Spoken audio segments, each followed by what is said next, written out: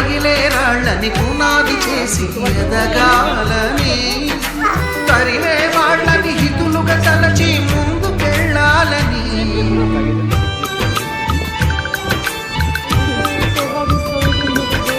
కన్నుల నీటిని కలల సాగుకై వాడుకోవాలని, కాచే నిప్పుని ప్రమిదగా మలచి కాంతి పంచాలని, గుండెతో ధైర్యం చెప్పెను, చూపుతో మార్గం చెప్పెను, అడుగుతో గమ్యం చెప్పెను, నేనున్నానని నీకేం కాదని,